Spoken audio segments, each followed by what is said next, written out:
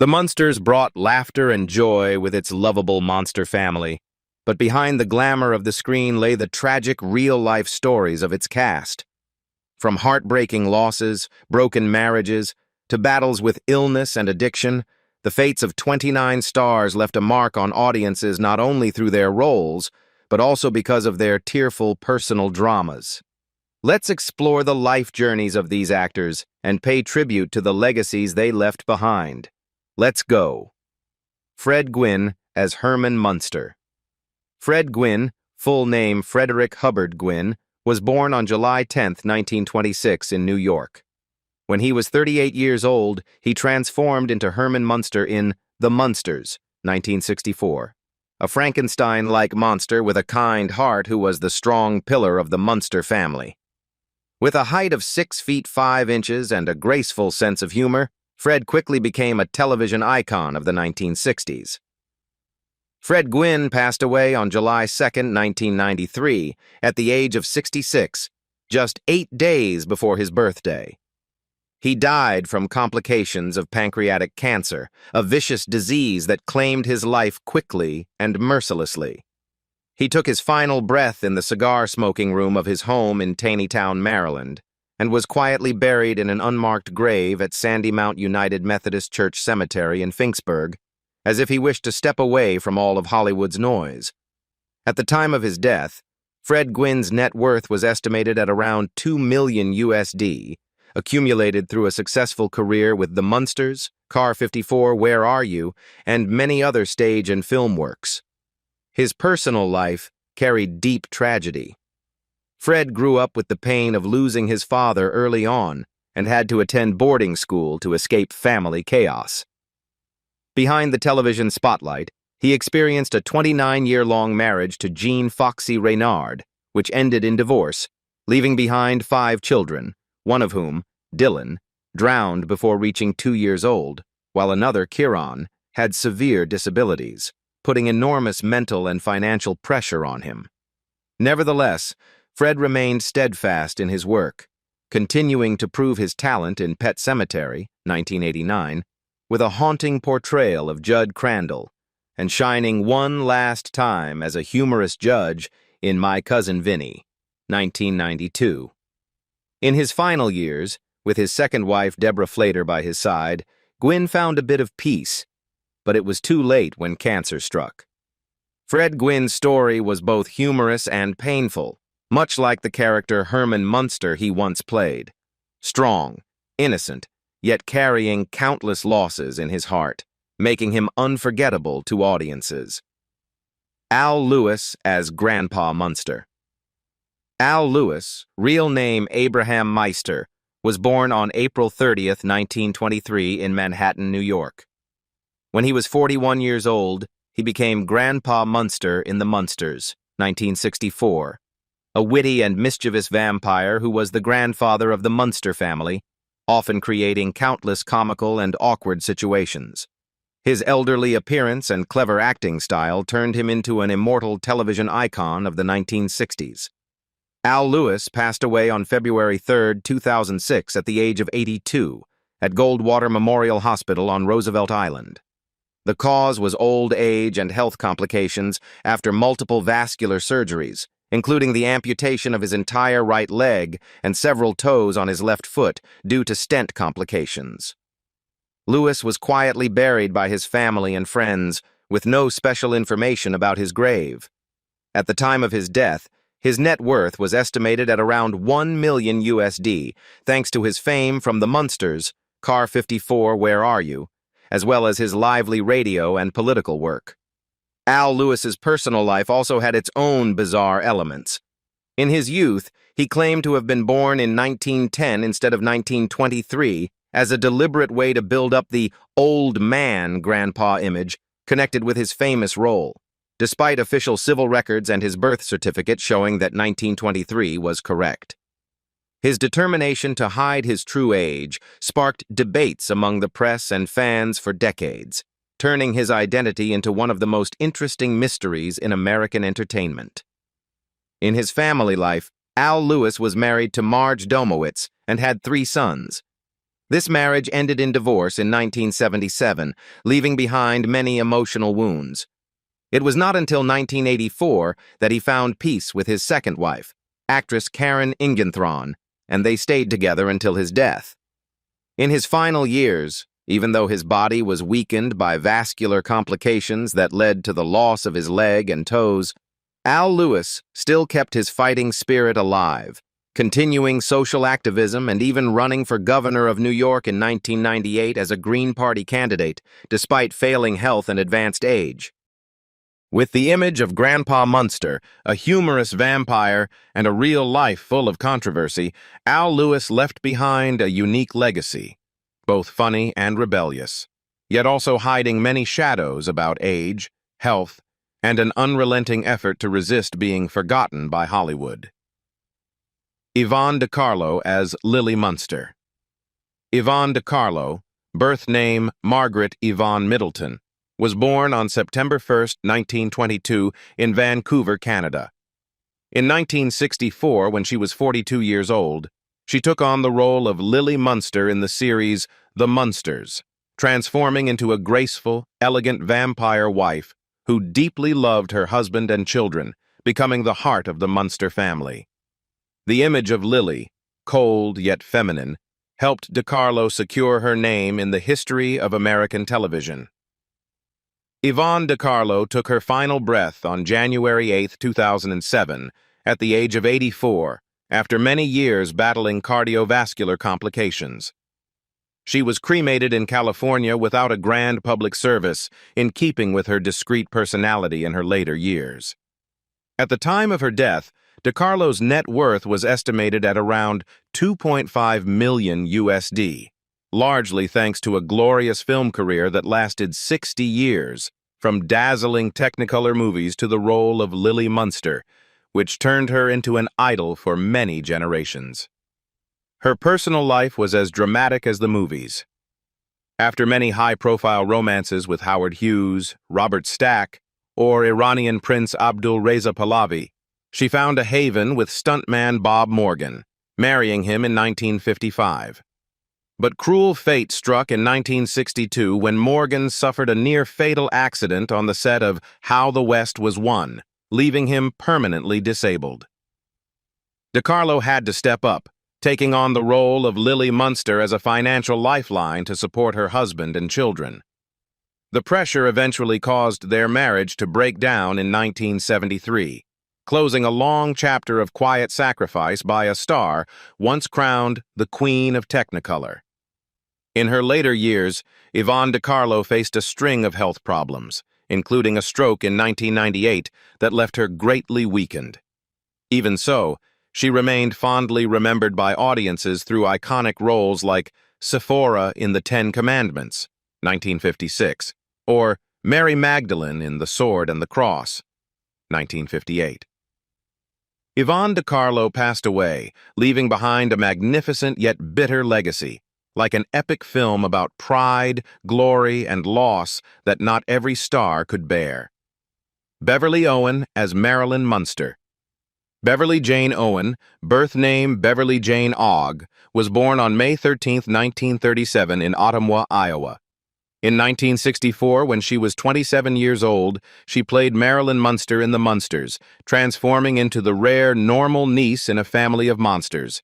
Marilyn's innocent and graceful beauty made her a striking, contrasting highlight that charmed viewers throughout the first 13 episodes of this famous series.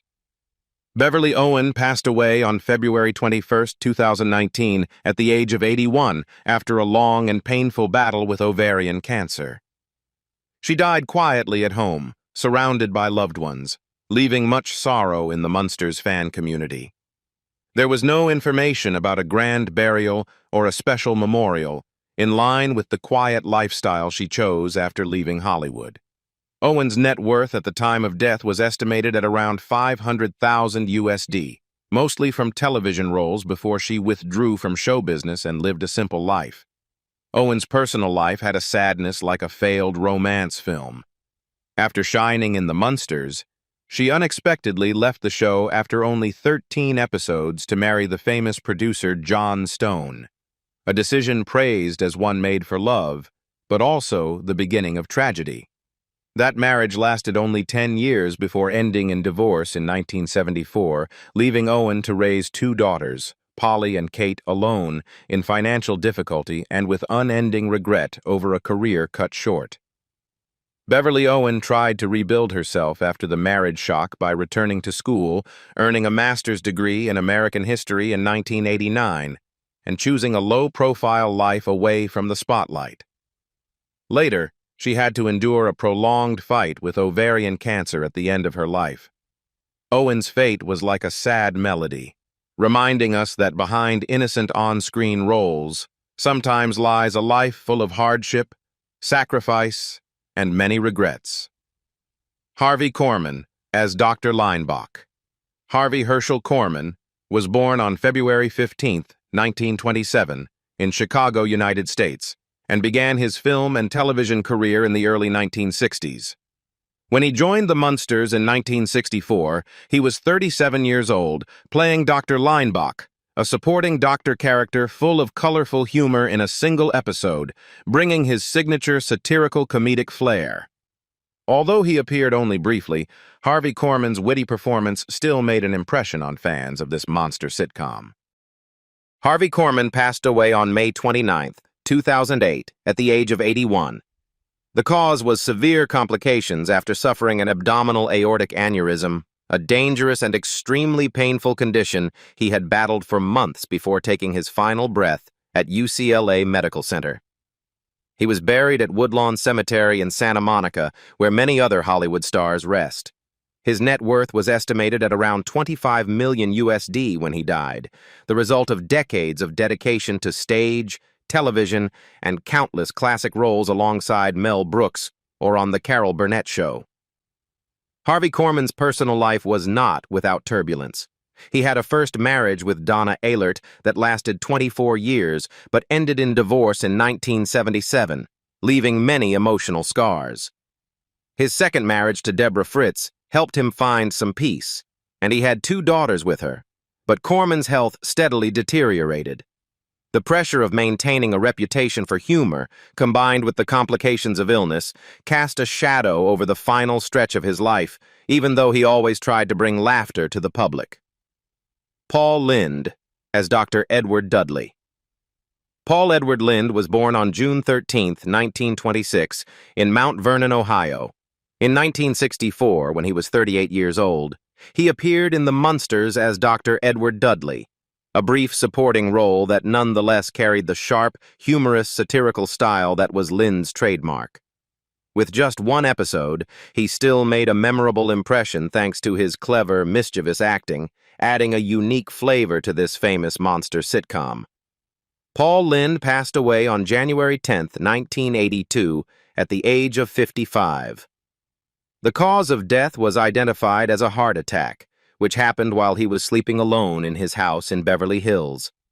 Lynde's body was cremated and buried alongside family members at Amity Cemetery in Ohio, a peaceful place that nonetheless stirred sadness among fans who had loved him. At the time of his death, Lynde left behind a net worth estimated at around $7 million USD, accumulated from thousands of television appearances, especially his legendary role as the center square on Hollywood Squares. Paul Lynde's personal life was colored by many tragedies. Born into a large family, he had lost his beloved older brother in World War II, growing up with deep psychological wounds. As a gay man during an era of harsh Hollywood prejudice, he was forced to keep his true identity hidden, creating a heavy mental burden. Offstage, Lynde struggled with alcoholism, was arrested multiple times for drunkenness, and had reckless behaviors that nearly ruined his career. His private relationships also suffered, mostly because he had to conceal who he truly was in the society of his time. Even so, Paul Lynde was still a comedic genius with a sharp, intelligent, and unmistakable charm. He once won over audiences with lightning-quick, witty exchanges on Hollywood Squares, while also leaving a mark with his role as Uncle Arthur in Bewitched. John Feedler as Warren Bloom. John Donald Feedler was born on February 3, 1925, in Platteville, Wisconsin. In 1964, when he was 39 years old, he appeared in one episode of The Munsters as Warren Bloom, a supporting character who nonetheless left an impression thanks to Feedler's subtle performance, portraying shyness with hidden depth. With his ability to turn his voice into a signature, Feedler helped complete the humorous monster family portrait of the Munsters. John Feedler passed away on June 25, 2005, at the age of 80, after battling cancer. He took his final breath at the Lillian Booth Actors Home Nursing Facility in New Jersey, a place dedicated to retired performers. His body was cremated and the ashes scattered over Long Island, closing a career journey of more than half a century. At the time of his death, his net worth was estimated at about $2 million USD, a modest sum, but well-deserved for his steady contributions to film and voice acting, especially as the immortal voice of Piglet in Winnie the Pooh. Feedler's life, though rich in artistic legacy, still carried a tinge of sadness. He never married, lived a private life, and was mostly alone. Feedler continued working until the end, remaining connected with Disney through many voiceover projects. From 12 Angry Men, A Raisin in the Sun, to appearances on The Bob Newhart Show, he left behind a simple yet deeply emotional legacy. Jane Withers as Fanny Pike. Jane Withers, born on April 12, 1926, in Atlanta, Georgia. In 1964, when she was 38 years old, she made a brief appearance in one episode of The Munsters as Fanny Pike, a supporting character who was nonetheless memorable for reflecting the confident spirit of the golden girl she had once been. This return to the screen also showed that Jane still retained her energy and charm, even as the glory of her childhood years had somewhat faded. Jane Withers passed away on August 7, 2021 in Burbank, California, at the age of 95, closing a journey of nearly a century of dedication. The cause was recorded as old age and declining health over time. She was remembered as an icon of children's films in Hollywood, as well as a familiar voice in many later Disney animation projects. Her net worth in 2021 was estimated at about $5 million USD, largely thanks to a long-lasting career spanning her child star era, television commercials, and animated voice work. Jane's personal life was darkened many times by tragedy. After her first marriage to William Moss, which ended because of his drinking and gambling, she had to battle rheumatoid arthritis, which temporarily left her paralyzed, but she was lucky to recover after months in the hospital. Her second husband, singer Kenneth Herrera, died suddenly in a plane crash, leaving Jane once again a widow, supporting 5 children. Among them, one child later died of cancer, breaking her heart yet again. Nevertheless, Jane Withers remained resilient. She continued raising her children, holding on to her faith and teaching Sunday school at church, just as her parents had once instilled in her a sense of compassion. From the feisty Joy Smythe in Bright Eyes to the brief role of Fanny Pike on The Munsters, then becoming Josephine the Plumber in television commercials, Jane never stopped trying to make audiences smile. Val Avery as Marty.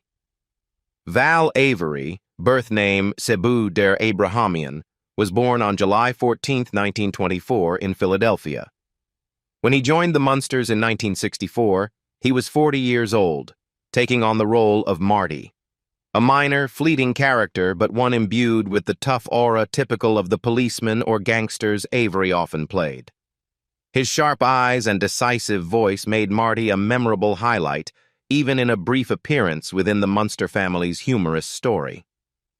Val Avery passed away on December 12, 2009, at the age of 85 in his Greenwich Village apartment in New York, closing a life tied to the stage and screen.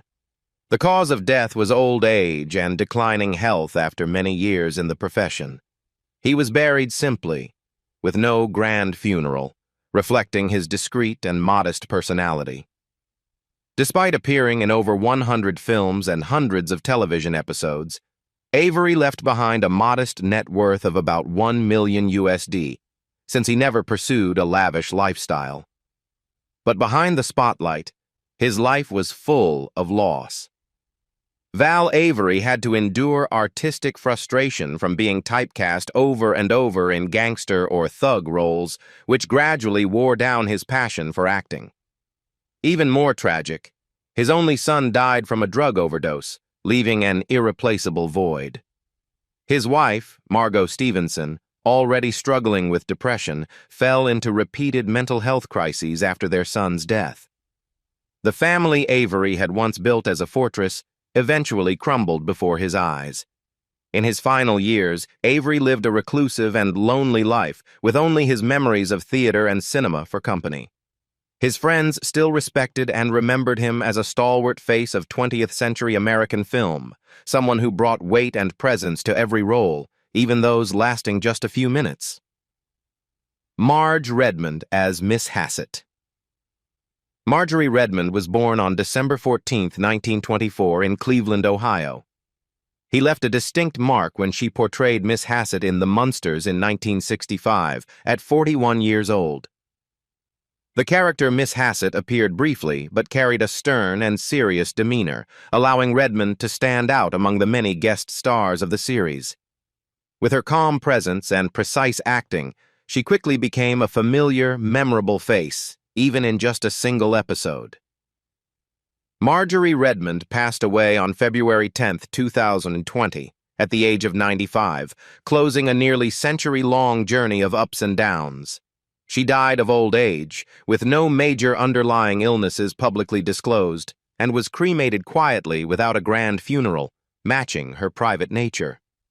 At the time of her death, Redmond's net worth was estimated at around $500,000 USD, the result of decades of hard work on film sets, Broadway stages, and lucrative advertising deals like the Cool Whip commercial series that was a sensation in the 1970s. Her marriage to actor Jack Weston was once seen as a beautiful love story, but in reality, it was more of a professional partnership, lacking genuine passion. After 18 years living in Hollywood, they separated and had no children, leaving Redmond to face old age alone in a small apartment. She was once the respected big sister figure in The Flying Nun in 1967, a role as Sister Jacqueline that earned her a prestigious Emmy nomination, but even that spotlight made it difficult for Redmond to find a true family haven. She chose to continue nurturing her passion for the stage, even serving as a standby for Judy Holliday and Angela Lansbury, yet her personal happiness remained unfulfilled. The theater lights were never enough to warm the lonely heart of such a quiet artist. Marjorie Redmond closed her life in silence, leaving behind a memory that was both admirable and bittersweet for the very Hollywood that had once celebrated her. Gary Owens as Dick Willett. Gary Bernard Altman, widely known by his stage name Gary Owens, was born on May 10, 1934, in Mitchell, South Dakota. He made a strong impression when he appeared in The Munsters in 1965, at 31 years old, as Dick Willett, a short-lived supporting character who stood out thanks to his humorous charm and distinctive baritone voice. Owens, already a voiceover legend, brought his trademark hand-cupped-over-ear style to the microphone, making his role stand out among a slew of guest stars. He passed away on February 12, 2015, at the age of 80, after severe complications from diabetes, closing a glorious career spanning more than 12,000 radio programs and over 3,000 animated episodes. His body was cremated at Hollywood Forever Cemetery, and the ashes returned to his family. With a net worth estimated at about $1 million USD at the time of his death, Owens left behind not only a massive vocal legacy, but also a lasting monument in the hearts of generations of fans. Owens's marriage to Arletta Lee Markell lasted for more than half a century, from 1956 until the day he passed, and they had 2 children together, a seemingly peaceful family overshadowed by the darkness of illness. Diabetes had steadily worn down Owens's health for many years, forcing him to scale back on voiceover projects, even though he previously maintained top performance, continuing to voice Powdered Toast Man in the Ren and Stimpy show, and even appearing in Dynamite Dog Wonder as the voice of the famous Blue Falcon. Gary Owens's life was the story of a voice giant, with a courageous heart, who transcended dazzling fame and the final years of illness to devote himself wholeheartedly to his audience. Richard Deacon as Borden T. Richard Lewis. Deacon was born on May 14, 1922, in Philadelphia. In 1964, when he was 43 years old, he joined the world of the Munsters as Borden T. A powerful supporting character who appeared briefly but sharply, perfectly fitting his specialty of portraying pompous authority figures. With his tall stature and stern demeanor, Richard Deacon turned this role into a memorable highlight of the episode, leaving audiences impressed. He died unexpectedly on August 8, 1984, at the age of 62 due to heart disease, while his career still had many unfinished projects, including a planned return as Fred Rutherford in Still the Beaver on Disney Channel. Deacon's body was cremated and his ashes scattered at sea, closing the chapter of a talented actor who left behind an estimated net worth of about $1 million USD. Richard Deacon never married, living quietly and privately, but it was later revealed that he was gay, one of the few closeted gay actors Disney hired in that era. Beyond acting, Deacon was passionate about cooking, even writing cookbooks and hosting a microwave cooking show in the 1970s, a hobby that helped him balance a packed filming schedule. Yet tragedy struck without warning. His heart gave out after years of hard work, cutting short the chance to give more to the stage. Deacon lived and died much like the roles he often played, strong on the outside but fragile within, a testament to the bittersweet destiny of talents who never got to fully realize their theatrical dreams. Joyce Jameson as Lou. Joyce Beverly Kingsley, better known as Joyce Jameson, was born on September 26, 1927, in Chicago. In 1965, when she was 38 years old, she appeared in The Munsters as Lou, a supporting character who was sexy, tinged with humor and a hint of bitterness, who appeared briefly but still managed to turn heads. Behind the stage lights, Joyce Jameson ended her life tragically when she passed away on January 16, 1987, at just 59 years old.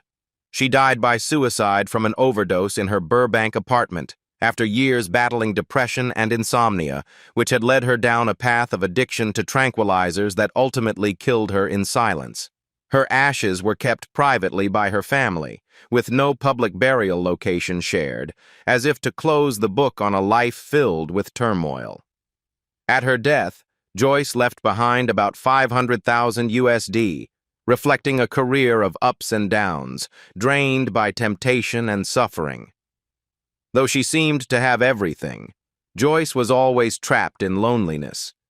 She had been married to songwriter Billy Barnes, with whom she had a son named Tyler, but the marriage soon fell apart, sending her into the arms of actor Robert Vaughn in a passionate but deeply insecure affair. After her standout role alongside Jack Lemmon in The Apartment, 1960, and then appearing with Vincent Price in Tales of Terror, 1962, Jameson sank deeper into unstable relationships and chronic addiction to sleeping pills.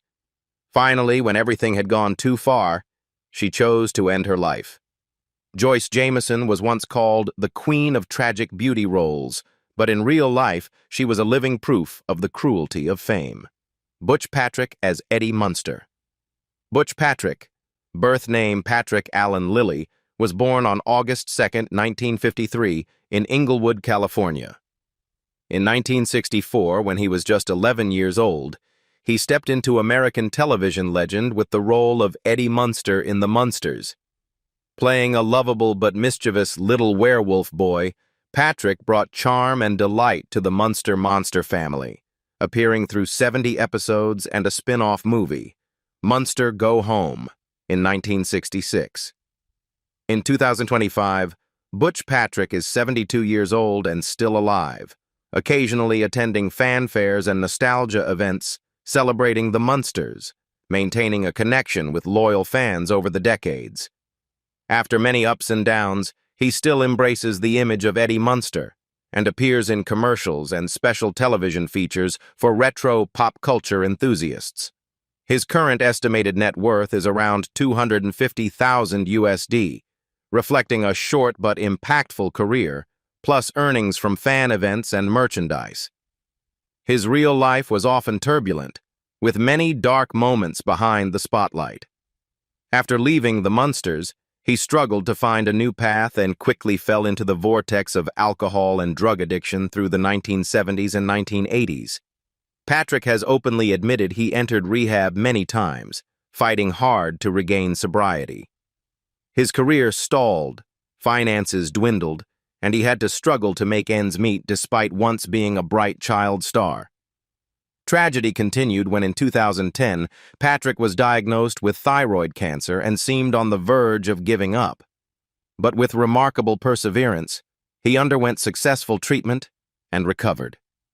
The image of little werewolf boy Eddie Munster has always stayed with Patrick, like a reminder of a golden past intertwined with bitter memories. The tragic and resilient stories of the Munsters cast not only highlight their talent, but also serve as a reminder of the deeply emotional hidden corners behind the stage lights. Which actor's story touched you the most? Feel free to share your thoughts in the comments, and don't forget to subscribe to discover more captivating Hollywood backstage secrets.